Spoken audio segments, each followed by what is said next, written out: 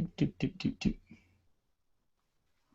All right, we're live. All right, I'm Bradley Thomas with The Art of Changing Your Life, and this is the Take the Road to Freedom Summit. And today, my guest is Maya Mathias, and she's a leadership and executive coach and helps companies in transition. Welcome, Maya. How are you? Hey Brad, how's it going? Did I get that right? I know we talked about this before we started. It was like 99% there, so you're good. All Matthias, it's right, I'm in the 1%. Sweet. Yeah, thanks so much for showing up. I really appreciate it. And the whole reason I'm doing this is I want to help others find their purpose so they can go out and make a difference in the world.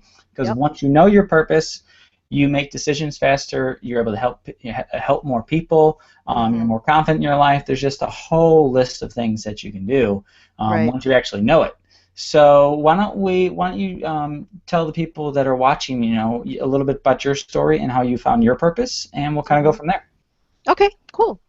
Well, it's interesting because my purpose found me in some ways, and it's always been a thread in my life, and I never really looked at it very consciously. So I kind of fell into my initial career, which was in the area of public relations and marketing communications. And even then, just to take a step before that, I did something completely different in school. I actually studied science and I majored in biology. So you don't know this yet about me, Brad, but we Uh-oh, have that same science background. we're Like, nerds.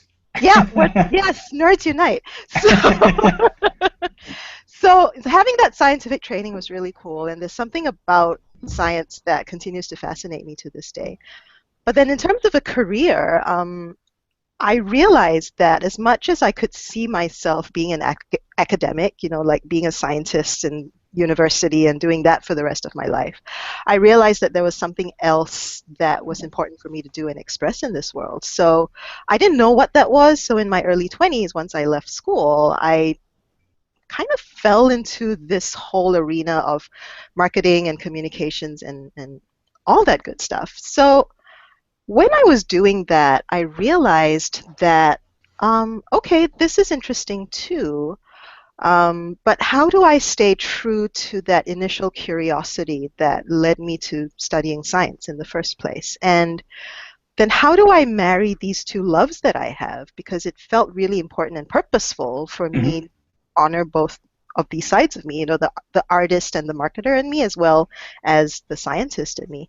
So that, in a sense, led me then to business school, and so I went to business school. So I've kind of covered all the bases, right? I'm a Yeah. complete explorer. So I kind of did science, then I did, something marketing related, and then I decided, no, let me see what business is all about. So I went to business school, and that was really fascinating for me. And eventually, I got into a place in my life and in my career where I was doing fairly well for myself. I found myself in marketing, and then I stumbled upon online marketing. And that really fascinated me because it married the art and the science of what really spoke to me. Yeah. But then I made a interesting observation once I decided to leave that world. And I took a step back and I looked at this other thread in my life that I hadn't really paid attention to. The entire time in my career, and even when I was in school, now that I reflect on it, I had always been interested in helping people step into more of themselves. So, to use your words, to find their purpose in Mhm. life. And I found that one of those, the way that expressed itself when I was younger, like when I was in my late teens, was pe- people would come to me for advice about all kinds of things, and I would just be a listening ear and I'd listen to them, and then I'd make some observations, reflect back to them what they were saying to me, also reading between the lines of what they were saying. Yeah. And I remember being very fulfilled about that and going, wow, this is really interesting. It lights me up when Mhm. someone gets an aha on the back of a conversation with Yeah. me. And so that was like, okay, that's interesting. That's one thread there. And then I also noticed throughout my career as a marketer, I was also spontaneously volunteering for corporate training roles, which was, from a time management standpoint, a perfectly crazy thing to do because, marketing jobs are crazy. Like you can work 24/7 in them, especially in the corporate context. And yet, I couldn't deny this urge that was deeper within, really deep within me to help people step into their personal leadership and in turn help the teams and the companies that they were leading. So I would volunteer and I remember in one of my jobs, I ended up being the lead trainer in an ad agency, and that was fascinating. I was so fulfilled by that. And even at the end of a long work day doing my, day job in marketing, I would Hmm. still find myself drawing on some extra reserve energy that I had to work on this leadership development stuff for, the people in my company. So that was interesting too. And then more recently, the other thread that hadn't been very obvious to me, and this is the thing about purpose that I think all the listeners or watchers of this series need to understand. Sometimes you're so close to your own purpose, or you do it so organically and unconsciously, you don't Hmm. even realize it for yourself. You Yeah. sometimes need people to reflect it back to you. So, one of the things I noticed, I was looking back on all the LinkedIn recommendations that I had amassed over the years. And there were one or two that really stood out for me. And I remember one was from a former boss of mine. And he said, "Oh, the great thing about working with Maya is that I have never seen her lose her cool. And, she always shows up in a very calm way." And I didn't think much of that because I thought that was just part of my personality, and I Yeah. thought it came easily to most people. I'm like, why wouldn't you not lose your cool, Because life is stressful, life can be stressful, and losing your cool doesn't really help any situation, really. In fact, it keeps you stuck where you are. So these were Yeah. things that came very naturally to me. And it was only in the last couple of years that I started to tie all these disparate purpose related threads together in my life. Hmm. So even after I had stepped into my current role as a leadership and executive coach, there are so many of us out there. There's so many of us out there who do this coaching work. So what was it about the way I approached it that makes it really different and fills me up and really speaks to my special purpose? And so there was something about this not losing your cool thing that made me go, okay, there's something there. There's a nugget in there. Let me Yeah. explore that. And so I finally realized through more reflection, through more, asking more questions of people who had worked with me, and through a lot of sort of meditation and, introspection, I realized that not only do I help people become better leaders and better innovators in their life or in their organizations, I also bring this thread of what I now call inner peace to the way I help them lead and innovate, because that is just who I am naturally. That is what I'm really gifted at doing, and that is what I realize now I impart to my clients in more ways than one.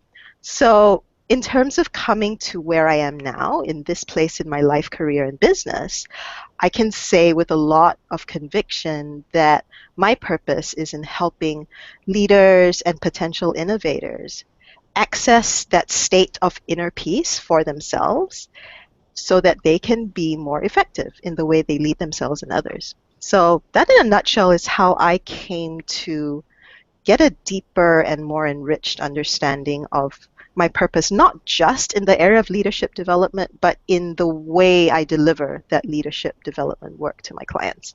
Yeah. So you said something within there that kept coming up, the thread that that Mm-hmm. kept interweaving in your life. Mm-hmm. What was, and I know you mentioned meditation was one part that Mm-hmm. helps you be present. Mm-hmm. And I just did an interview right before our interview that meditation is not the tool to get you there. Uh-huh. It's the tool to help you be more present so your true self can be realized or so Mm-hmm. that you can recognize what that is. Right. Is that the best tool that you can recommend, or maybe what are some of the other ways that you kept finding or discovering those threads? Good question. Meditation is definitely a very powerful tool. I will say though that it doesn't lend itself well to everyone, and it also depends on what stage of life you're at, because and also what your natural personality is. Because if you are very action oriented, if you're more of a kinesthetic kind of learner, the Hmm. last thing many kinesthetic learners would think of doing is sitting quietly by themselves for 20 minutes a day. And actually, it calls to mind a conversation I had with with another business owner about a year or two ago, where she said to me that she had spent years, and I'm talking years, studying with the best yogis in India. She literally spent, Yeah. months at a time in ashrams in India, and she would force herself to sit down and meditate and try to get to that state of inner peace. And, and it didn't work for her. She's like, there was something missing. Nothing ever really worked. So I said, I'm curious. What else have you done in your life that has helped you access that place of clarity, as you said, getting closer to your true and authentic self? And she said, you know what? I get into that zone when I go for a run. And I'm like, brilliant. So it showed me in that moment that she gets more in touch with her true self when she's connecting more to her body rather than sitting still and detaching from her body. So Yeah. I would say, to answer your question, another tool would be something like going out for a run, or if you love nature, getting lost in nature, going for a long hike. I think it's not so much what the tool is, because it's different for different people. The meta way of approaching it is kind of looking at it as, okay, what do you naturally do in your life already that gets you in the zone, that gets you in this place where you can get away from that inner critic that's running in your head, where you can get away from it all. For some of us, it's going for a run. For some of us, it's meditating. For some of us, it's playing with our dog. So it's really different for different people. And I say all these roads lead to Rome. As long as you can get to a place where you find yourself both calm and freed up in your Hmm. mind, then Yeah. that's the way to go. That's what works for you. So we're all going to Rome. Okay. Have you been? I'm No, curious. I have not been. Europe is on my list. I don't think Okay. it's gonna be this year. I just booked a trip to Ecuador today, literally, Uh-huh. Fun. and I'm Okay. going to speak about life purpose down there and help some people install like a water filtration system. I've got to get all the details, but I'm going as part of a group, and they're going to film it, and That it'll is be really so cool. cool. Yeah. That's really cool. Um, but man, I lost my train of thought there. So yeah, those tools. Oh, the what you said there was really awesome.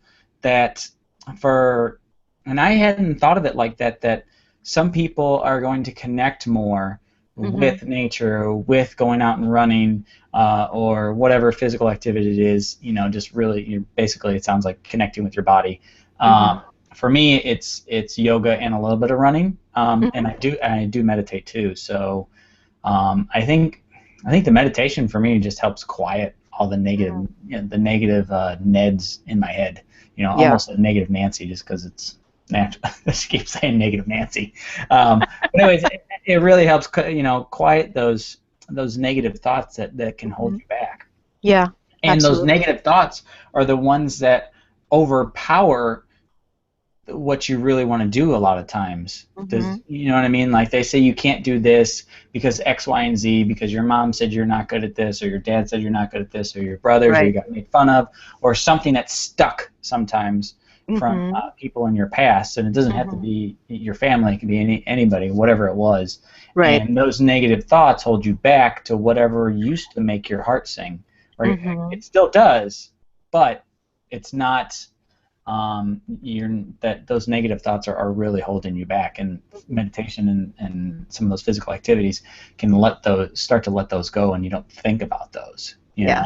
And the other thing that really helps, and I know you know this, is talking to folks like us. Like, we're in the business of being that mirror for people to find a safe place to share some of these Hmm. negative thoughts with Yeah. someone, because it's not always easy. Even if you want to do it on your own, you can, and you can get to a certain stage in that process. But when you have someone like a life purpose coach or a leadership coach, really being there for the other person and being that mirror, being the cheerleader, or whatever you need in that moment, that Yeah. then really takes it to the next level. So it's powerful stuff.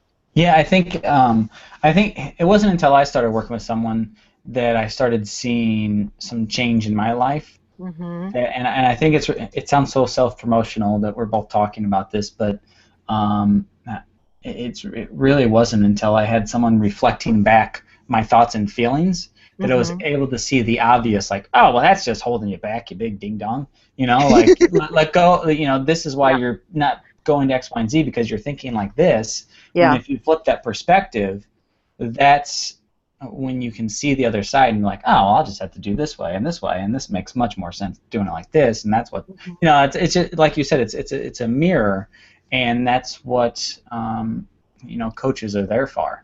You can do. Right. It's also what I kind of like saying sometimes too. It's like kind of like a professional best friend. Like when you go to talk to your best friend about an issue or problem in your life, they're Mhm. there to listen to you and not make fun of you or not criticize.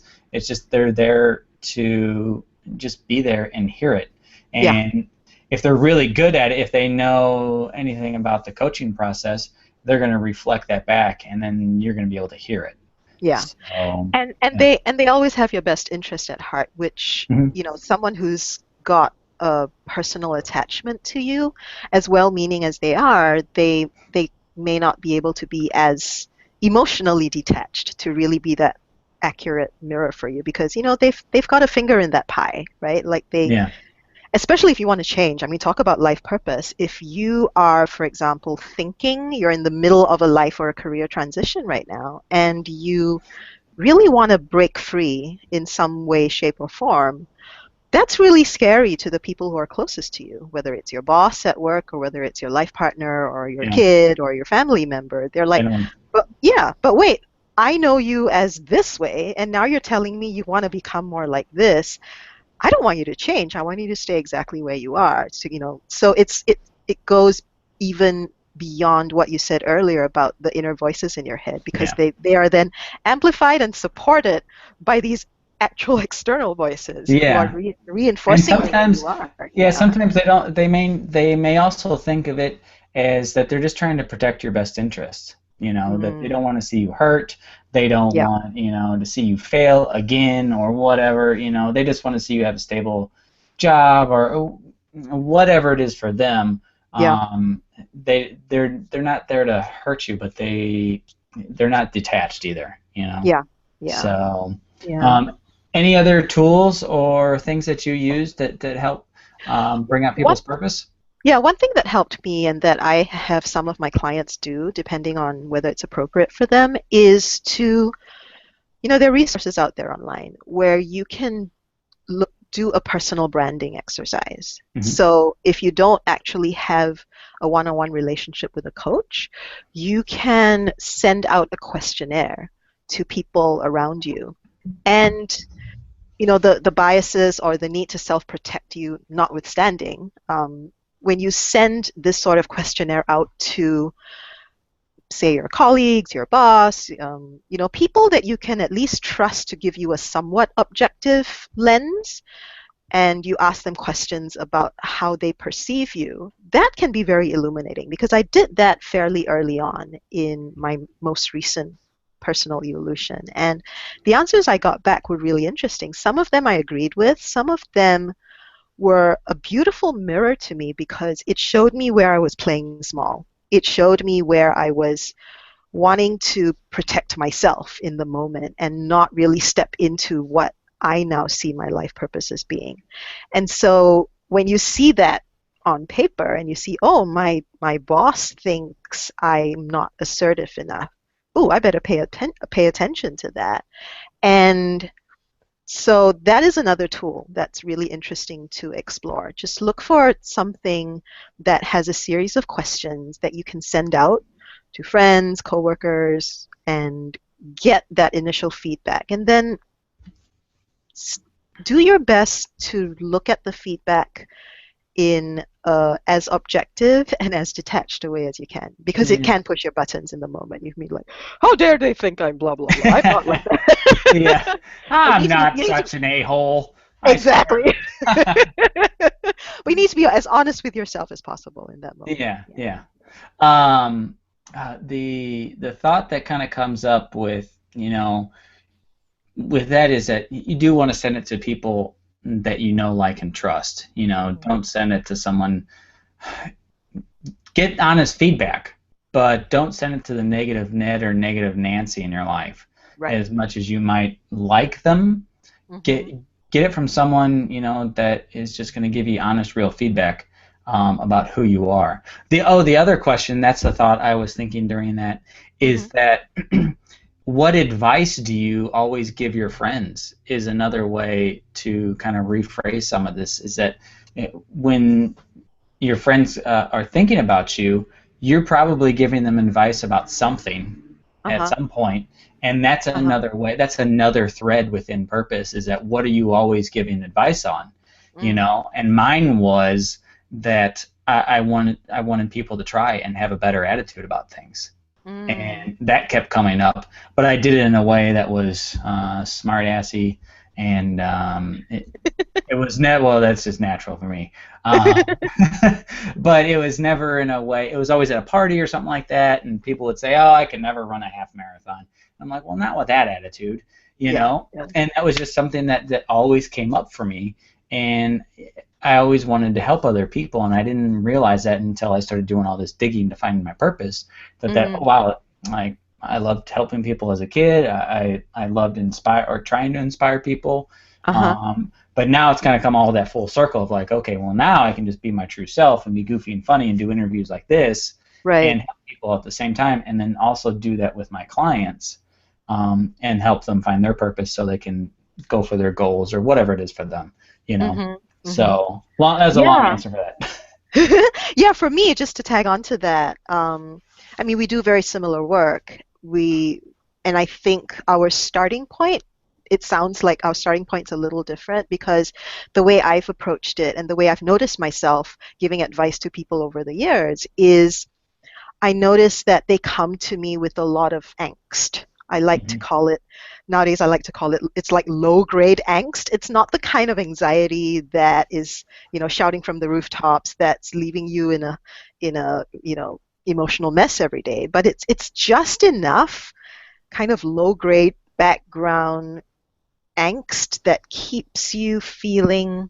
unsettled, like you have this sense of inner chaos or turmoil Yeah. that gets in the way of a lot of things. And it's not the inner critic per se, although that's an element of it. It's this sense of inner misalignment because when I coach my clients, I coach them holistic, as I know many coaches do, but I do it very intentionally. I coach my clients very holistically. I look at what they're telling me from their head. I look at what they may or may not be saying to me from their heart, and I look at what is stopping them taking action from their gut or from their spirit, if you will. And so when I start asking them questions and I notice that there's a lack of alignment between what their head, heart, and gut are telling them, Hmm. that's my starting point because I can see that. I have real laser focus where that's concerned. I can see, oh, this is why they're, in angst because their head's saying one thing, their heart's saying something else. So let me get them aware of that in the first place and then help them bring it into more alignment. So when I talk about Yeah. inner peace, it's really about getting all those three elements of a person's psyche into alignment and therefore into they have more peace within themselves, which then makes it easier for them to go, oh, okay, now that I have clarity around these three areas of my life, now Yeah. it's easier for me to lean into my purpose and to lean into the next step of my life because it's a lot clearer. And something you said around the thread of giving advice, that is the kind of thing that comes from our gut. It's very instinctual. And that's the thing that's not filtered. So anything that you find yourself doing in your life, or if you're a coach now that you are giving advice to from a very instinctual place, that is the clearest and truest sign of what your true self wants to do and wants to express in this world. Yeah. I think Yeah. that's really powerful to just to say it. Like some people just Mhm. don't. It just needs to be said sometimes, you know. Mhm. Mhm. So, anything else before I wanted to kind of touch a little bit on, how you transitioned, into the coaching thing and how you started doing that. Mm. No, I think we're good for now. If anything else sort of comes out when we chat, I'm sure we can come back around to this part of the conversation. Okay, that's it. If you know, that's how you know your purpose. Rewatch this 10 times. Uh, you'll figure it out. So yeah, once you kind of had that, how did you go about, turning that into a business? Mm. And to sort of backtrack for 5 seconds, the thing about your purpose is it rarely knocks on your door one day and says, "Ta-da, here I am." Yeah, It's it's not like that. it's not a magical, it's not like some magical fairy dust that you can sprinkle on yourself one day and go, "Oh, now I know what my purpose is." Because I'm and this relates to, answering your next question, Yeah, yeah. because it's about finding your purpose isn't a straight line. Many of us hope for it to be a straight line, but it rarely is, unless you're someone like Michael Jackson, who at the age of 5, because his purpose was so glaringly obvious to his family, that he became a singer at a very young age and gave us so much beauty and truth, before his untimely passing. So it does happen for some people in those, really clear, distinct Yeah. ways. But for most of us, it's more of like a series of either unfortunate or fortunate incidents, through our journey. And I think that's a really important thing for people to notice. There is no magic pill as much as we want to be one.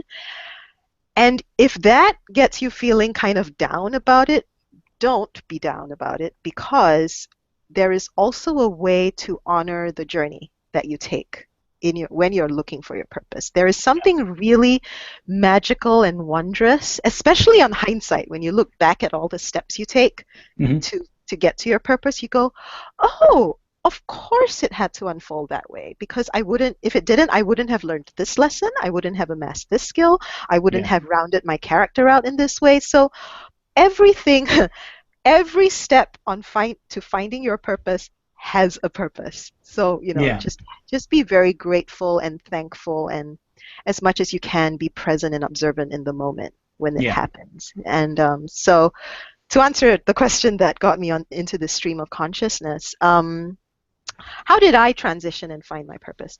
So, like I mentioned earlier in this chat, there were all these threads that were becoming really obvious to me. And I had reached a point in my professional career. I was working in corporate, doing, you know, doing really big projects and working with really big clients. And I enjoyed the challenge of the work. There was a part of my ego that was very gratified by the fact that, oh, I'm working with these big brands. Woohoo, wonderful, big whoop. But then it really got to a point where I went, okay, is this what it's all about? Is this what my career, or is this what I want my life to mean when I look back on it when I'm, on my deathbed?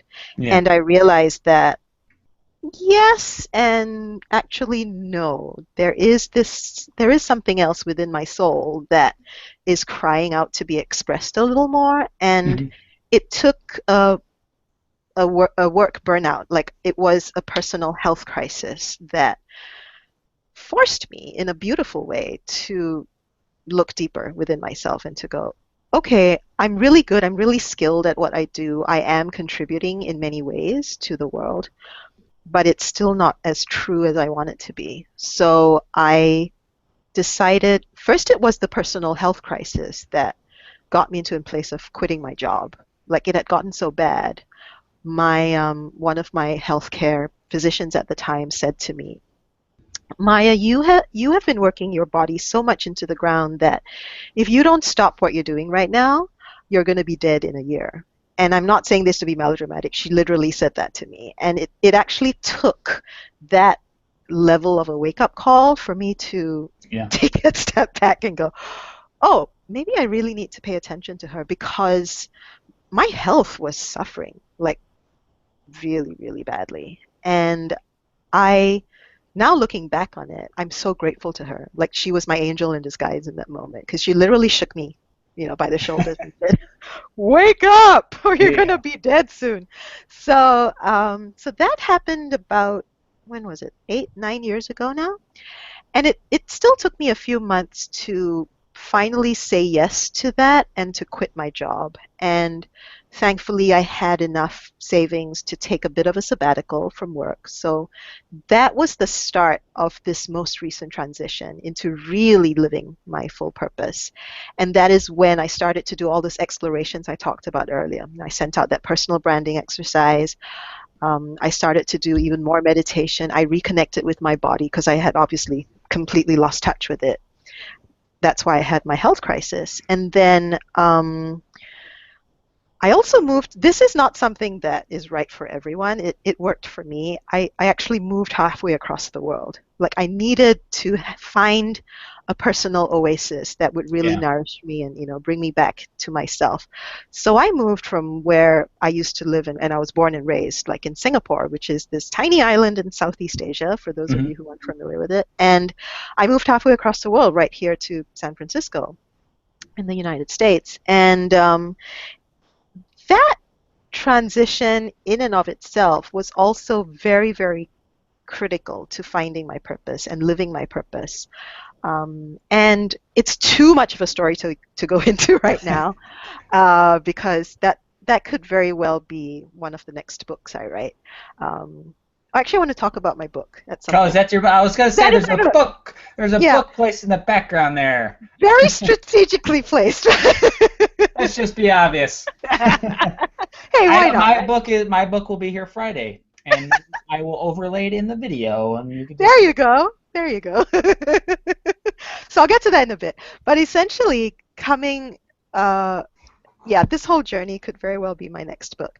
Um, but the long and the short of it was making this life transition perfectly complemented this career transition of moving into my purpose because the way I think about leadership development, based on everything I've shared so far, you can gather it does have a very soulful component to it. It does have a very deeply reflective component to it. And very practically speaking, there aren't a lot of countries in the world that have a market that can support this deeper level of leadership development work that I do. Yeah. So I wanted to position myself both physically and, culturally in a place where I could do that more and reach more people that would resonate with that. In I mean, alignment. even though yeah, say that again, online. I said in alignment. In alignment, thank you. Yeah. Yeah, and even though I could do this from any, like, it's fairly location independent, Hmm. the work that we do as coaches. But for me, it was important to surround myself and be in an environment where I can be in alignment and I can really feel like I can express all Yeah. of myself. And I found that, so no surprises that I landed here in San Francisco, which is one of the most liberal places on earth. What about San So, Diego? well, West Coast, California, it's kind of, Ah, yeah, yeah, the same ballpark. So, yeah, so that was an important step for me to find my purpose. And for some of us, we are very sensitive to our environments. So if you feel that that's an important step for you to make in order to live your purpose, then I would encourage you to explore that. You don't have to move to another part of the world, but you can, like, for instance, I'm guessing one of the reasons that's calling you, Brad, to go to Ecuador is because that's one way of living your purpose. Over and above teaching people about life purpose, you're also going to be yeah. doing some work on the side that really honors who you are. So, Yeah. find those pockets and opportunities in your life, whether they are temporary trips or permanent moves like me, to, yeah, be closer to your purpose and to be more in alignment with how you want to express yourself. So that was part of my transition. Then there's so many layers to how I found my purpose, and in transitioning to it now.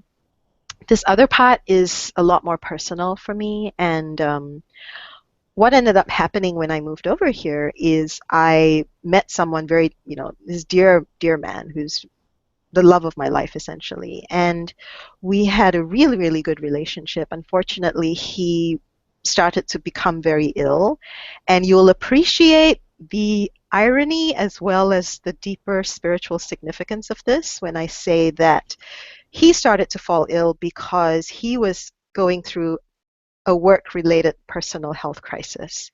And so he started a downward spiral, and his health deteriorated to the point where he eventually passed. And he was not, yeah, he wasn't very old. Like Uh, he was in his early 40s when he passed. So um, going through that caretaking process, being with him, seeing how that inner misalignment that he was dealing with in his life eventually, like I caught my health crisis in time, and yeah, I took corrective measures in time.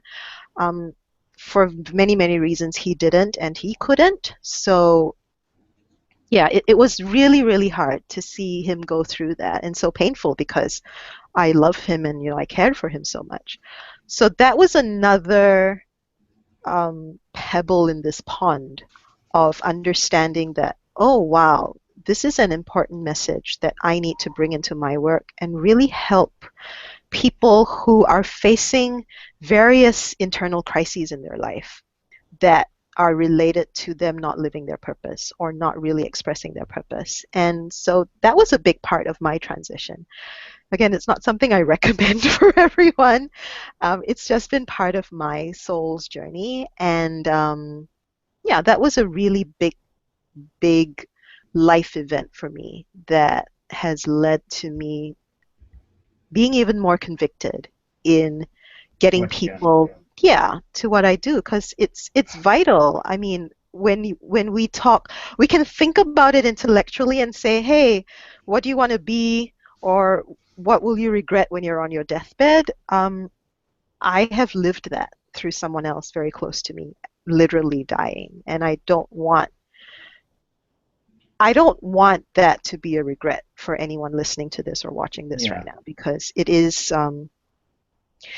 sad, and and it can be very tragic, obviously for the person who has passed, but also for the family that they leave behind. So yeah, it's really something to be conscious of and be mindful of.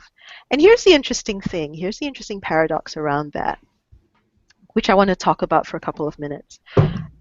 And that is where a lot of us have a very natural fear of death, because it's it's something that we're all scared of, and it's something that drives a lot of our hesitation and inability to do what we really want to do. yeah, For some of us, we take it to the other extreme. We're like, oh, live fast and die young, so I'm going to, throw caution to the wind. But if you want to talk about things like living your purpose, then it's really important to come to some sense of peace and appreciation for death in some way. hmm, And when you can start to wrap your head around that and make peace with it, whatever that means to you, and I do a lot of this sort of work with my clients too. Once you can get to that understanding and acceptance of it, then you can paradoxically live a life that's more filled with joy and purpose. So, the more you run away from what you fear the most, which is death, the less you are able to live your purpose with true joy. So that is something that I want someone who's, if you're hearing this for the first time, yeah, rewind this, play it back, and really listen to it a few times, because there's a lot of wisdom in that. And, it's a really important component about thinking about your purpose and really stepping into your purpose and living it to the fullest. yeah. So, I've been, uh, I guess I've been okay with death for a while. For mhm, like, I just know it's going to happen, and I think that's one of the reasons why I'm doing this, and one of the got me to this point mhm, of just doing this interview series. yeah, Is that I knew I didn't want to be on my deathbed mm, thinking, I wish I would have traveled more. I wish I would have gone and right, seen all the things I've seen on the Discovery Channel and National mhm, Geographic. Like, I want to experience that, yeah, and yeah, I would have regretted that if I wouldn't have at least tried. mhm. Can I visit every single place on the earth? No, I don't think so. I mean, I want to Yeah. have a little time where I'm relaxing, but I do want to be able to see the things that resonate with me. Yeah. and that's enough, uh, enough fuel, knowing that I only have a finite amount of time Right. that I need to do what I want. And Hmm. if you don't acknowledge that with what you were saying, if you don't acknowledge that, you're really just pushing it away and thinking Hmm. it's not going to happen, and then it's Right. not, and then you still live in that non acknowledging state, and Hmm. then you just keep doing the things that you don't want to do in the first place, most likely. Right, because you're delaying the inevitable, and then one day the inevitable actually happens, and Hmm. then it's too late. Yeah. Yeah, Yeah. yeah.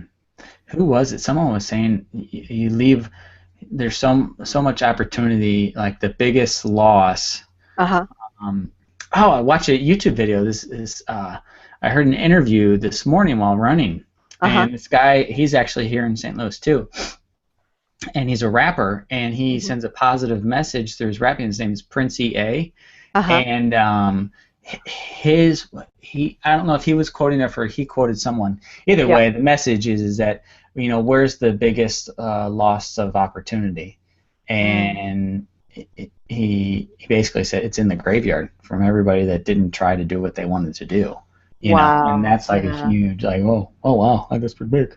you That's know really graphic and really true. Yeah. Yeah, it is. It is really true, and Mm. so that's kind of his message of inspiring people, and Mm. I just think it's really true. If you don't have, if you're just pushing everything back because you're scared that you're eventually going to die, well, and it's easy to say, just accept it, and there's probably some process you're going to have to go through that to get to that place, There is, yeah. but if you can go through that process, you're gonna live a much fuller, healthier, um, fun life.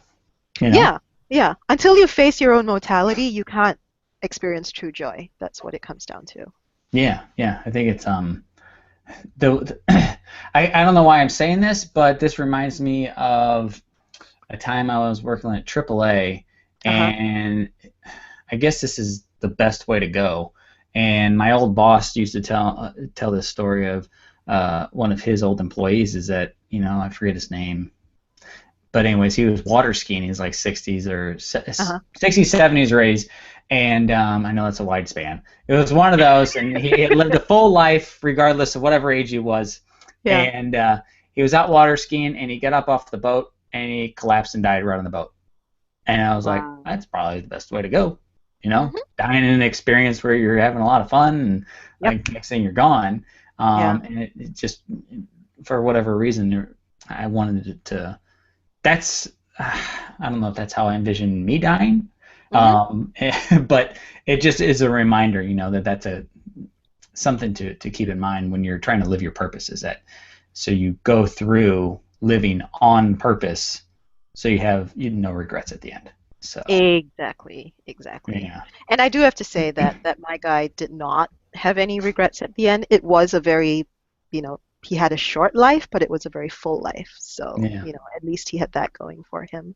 yeah, Um, yeah, so I wasn't planning. I mean, I tend to speak spontaneously anyway. I wasn't yeah, planning yeah. for the conversation to take this turn, but it is a That's very fine. important, it's a really important part of the conversation that I think not nearly enough of us have when we Hmm. talk about life purpose. And Yeah, again, it's not, this is really important to drive home. I don't want this to be an intellectual exercise when you talk about death. I really yeah, want people listening to this to take this in as viscerally as possible. And there is a process, and there are processes that I take my clients through when we do this kind of work, but integrate it and make it as visceral as possible for yourself. Otherwise, like you said earlier, Brad, people are still going to keep doing the same old, same old. They are not going to take that next step and really step into their purpose yeah. because they won't see the value of doing that. They'd rather stay where they are.